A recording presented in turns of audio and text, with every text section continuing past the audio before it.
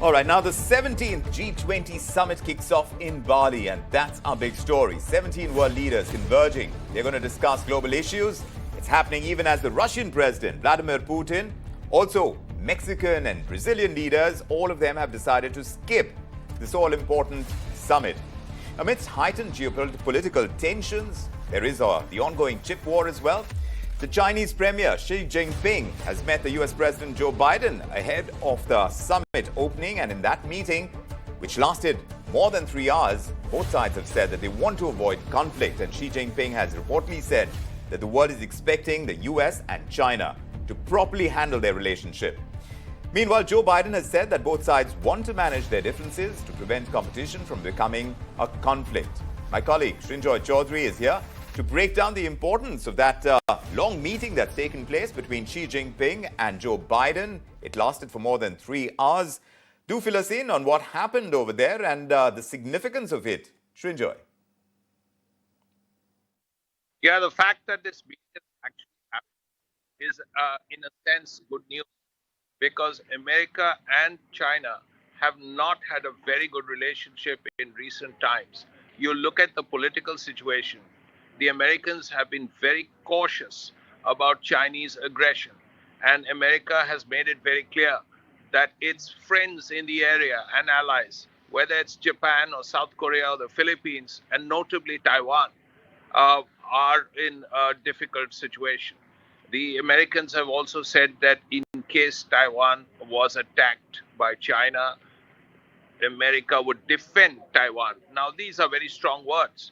Now, all this has really raised tensions in the East and South China Seas. Now, this meeting will help in cooling down things, hopefully. The other thing is, economically, they have been on collision course, America and China. Again, these things need to be sorted out. So all these issues, political, strategic, diplomatic, economic, all of them converge. And this meeting was particularly important. Xi Jinping is right, actually. The world is looking at America and China. And if this meeting has happened at all, it is a positive development. That's really the first thing. Now we have to see what happens, what Xi Jinping has to say in the next 2 days, because the summit hasn't actually started. It's starting tomorrow. It's tomorrow and half of the day after which there'll be more bilaterals. And we will have to see if there is a bilateral between India and the United States. There has been some talk. The U.S. National Security Advisor has said that, yes, Biden was looking forward to meeting Modi. Now, does that mean a bilateral? Possibly. Very possibly, and we'll have to see how things work out on the 16th. Because if there is a bilateral between Modi and Biden, it will be on the 16th. All right, we'll keep tracking developments as the G20 summit rolls out, but that all-important meeting taking place. We're talking about Prime Minister Modi. Like Srinjoy was telling us, he's also landed in Bali for this G20 summit. Tomorrow, of course, India is expected to raise issues on food as well as energy security. And, of course, also call, like we've been reporting, India is also likely to call for the global regulation of the crypto market as such. Now, India is also likely to raise concerns of that raging war with Russia. Let's get perspective on all of this, of what could really transpire at G20 as far as India's agenda is concerned. Maruf Raza, consultant and strategic affairs expert, is joining us on the show, along with Suresh Goel, the former ambassador. And Prashant Kumar is the founder and CEO of WeTrade. Great to have you with us, gentlemen. Maruf, coming to you first. That meeting that took place between Joe Biden and Xi Jinping, of significance, and the kind of word that's coming in from there as well. So, going beyond the rhetoric, how important do you think this meeting was? Why was the kind of statements that were made from both sides, what kind of importance do you associate with them? See, it's very important because whatever finally comes out of the meeting between Mr. Biden and President Xi Jinping is going to, in some ways, have a major overreach and a shadow over the G20's proceedings, because the G20 is influenced by the dominance of America and China on the world economy. There is a lot of influence that China has begun to exercise of late. It's become very obvious, particularly after the pandemic.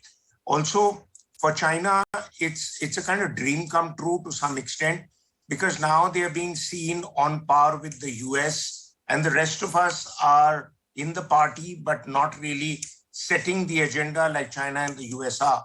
Please also remember that the only strategic national security document that's come out of the Biden administration since President Biden took over more than 2 years ago has very clearly stated that China is America's biggest strategic rival.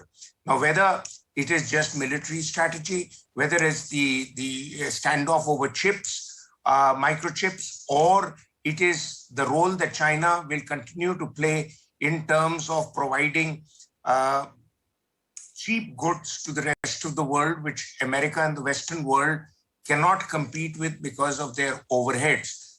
These are issues will also be discussed both at G20 and would have been discussed by the two leaders. But what must be understood is two important things. I think the G20 needs to address, and they'll probably certainly address that, is that economic sanctions and the limits to it. Because you cannot have a world being held hostage either by oil cartels or by the supply chain or by the norms that were set out long ago after World War with the Bretton Woods system. Yes. You see, the G20 came into being and it really gained resonance after the recession of 2008, though it came into being in 1997. That's true. And the G20 since then has been really looking for a role for itself. In fact, at this point in time, when India is going to take over the presidency, this entire role, it's coming in at a very crucial moment. Suresh Goyal, in terms of what India's agenda is going to be at this summit and going into its year of presiding over the G20, where exactly do you think we are poised?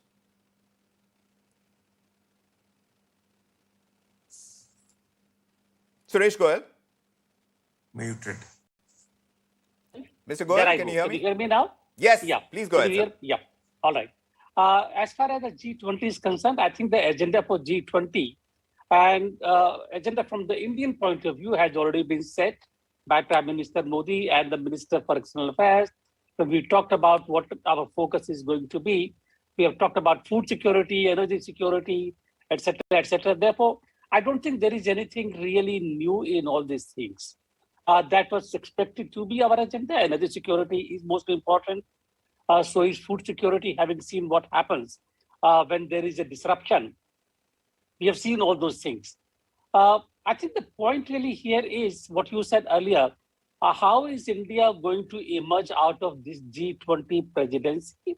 And what exactly is going to be our focus in terms of not the G20, but global agenda? And very briefly, going on from where Maruf left, 2 or 3 points. One is the China-USA contest is going to mainly affect the global equations in the year to come. Number one. Number two, Russia, what role is it going to play? Russia has burnt practically its feet, its hands, I think in Ukraine. The withdrawal from Kherson clearly illustrates that Russia is now basically trying to adjust to the new realities. Let us see where it goes from there. The point really here is, will USA and China be able to sort out their differences?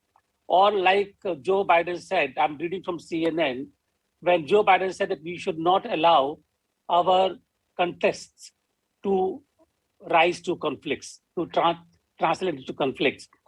If you notice, Biden's statements have been all rather reconciliatory, trying to basically find out how China's new role as in the global order can be adjusted to, etc., etc. On the other hand, Xi Jinping remained as challenging and as cantankerous as before. Just to read out from what he said in the initial comments, he says, relationship between the two countries was not meeting global expectations. You don't say that in the beginning remarks unless you really are throwing a challenge. He went on to say, we need to chart the right course for China-US relationship. When he says we, he is clearly saying the US, not just we, because Xi Jinping has already explained, we need to find the right direction for the bilateral relationship going forward, etc., etc. Yes. So I expect that in the year to come, China continues to be a bigger challenge, continues to define the global strategic matrix, and we will have to see where it goes from here. But at this point in time, it is very crucial for India to look at the trade opportunities. If China has had it rough when it comes to a growth, many have pointed out at the possibility of India boosting its trade with the rest of the world, becoming that manufacturing hub. In terms of that agenda, Prashant Kumar, where do you think India's focus is going to be? Because we see a lot being said about the IT potential. Where exactly do you see India pushing that agenda at the G20?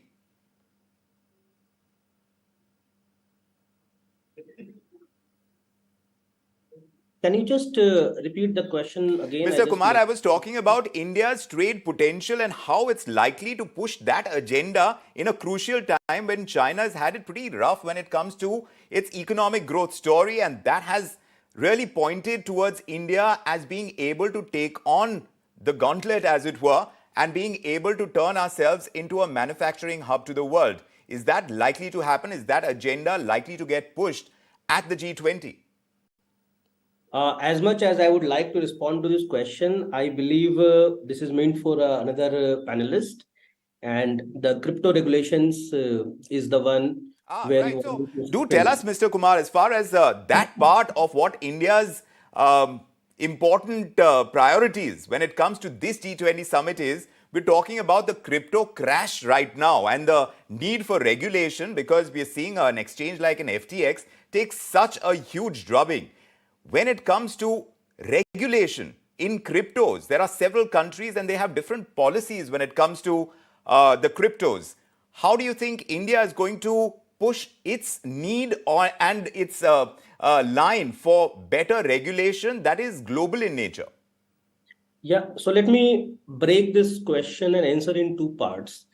And if you look at the first thing, right, India has been one of those countries which have raised the voice around regulations being much more international in nature. Now look deeply, right? Crypto ecosystem in its nature itself is decentralized and does not really go by country to country. So India has been right in understanding that creating just regulations within your country's premises is not going to solve the issues that are plaguing the industry. And given the G20 is a great opportunity with India's presidency to be able to form a union across the countries. And see, right, even in traditional banking, right from money transfer to SWIFT codes, there are things which work internationally. So India has been very apt in raising this, and we all, being part of the industry, are looking forward for us to take a lead and create a framework which can support the crypto industry across the world. Now that's the first part, which is like the latent issue which India wanted to solve. Now take a focus on what you mentioned about FTX going down last week.